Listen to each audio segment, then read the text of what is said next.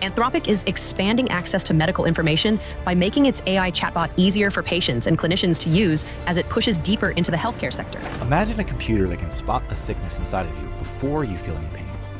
Sounds too good to be true? Well, Google's DeepMind AI is already doing this. OpenAI locks 750 megawatts of compute in a historic $10 billion pact with Cerebras. On Monday, President Trump announced that he would allow NVIDIA to sell its powerful H200 chips to China, with the U.S. pocketing 25% of the revenue.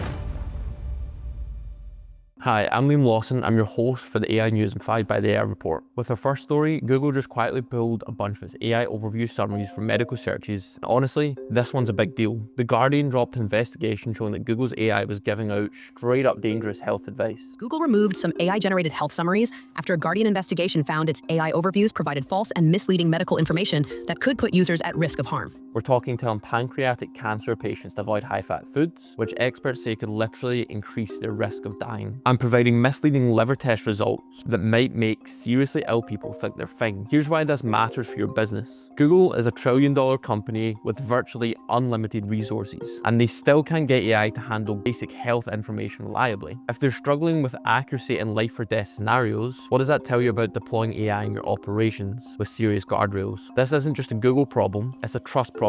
And in 2026, trust is everything. But that's just one story. Let's keep moving. So right after Google's pulling back their medical AI, Anthropic went full steam ahead and launched Claude for healthcare, just after ChatGPT did. And here's the twist. They're actually being smart about it. Instead of trying to replace your doctor like some sci-fi movie, Claude is attacking the paperwork problem. We're talking prior authorizations, insurance documentation, all that administrative nightmare that keeps doctors buried in forms instead of seeing patients. They've plugged Claude into actual medical databases, Medicare systems, medical coding standards, and research libraries, so it can handle the boring stuff that doesn't need years of medical school. And get this, 230 million people are already talking to ChatGPT about their health every single week. That's not theoretical adoption, that's happening right now. So whether you're in healthcare or not, the lesson is clear. Find where AI can eliminate friction without eliminating expertise. That's where the real value is. Speaking of real value, let's talk about our next story. So this one's massive. Salesforce just turned Slackbot, you know, that little helper that's been sitting in your Slack workspace for a while, into a full-blown AI agent. And Salesforce's CTA literally said he hopes it becomes as viral as ChatGPT. Here's what it can do now. Find information across your entire tech stack, draft emails, schedule meetings, and it can reach into Microsoft Teams and Google Drive without you ever leaving Slack. It's basically your AI assistant lives where you already work.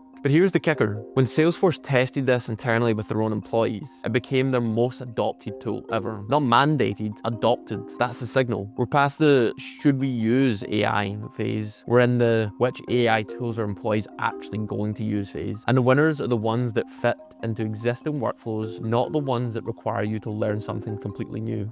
Next up, a reality check. OpenAI just signed a $10 billion deal with a company called Cerebras. And no, that's not a typo in a number. Over the next 3 years, they're buying 750 megawatts of computing power, enough to power tens of thousands of homes. But here's why this matters to you. The entire deal is about speed. Cerebras chips can run AI inference up to 15 times faster than traditional GPUs. And as Cerebras' CEO put it, just as broadband transformed the internet, real-time inference will transform AI. Think about it. The difference between dial-up and broadband wasn't just convenience, it's not entirely new business models. The macro takeaway here, we're entering the infrastructure arms race phase of AI. If you're building anything that depends on AI responsiveness, customer service, coding tools, real-time agents, speed is about to become your competitive moat. It's not just about having AI anymore, it's about having fast AI. And here's our last story. Trump just dropped a 20% tariff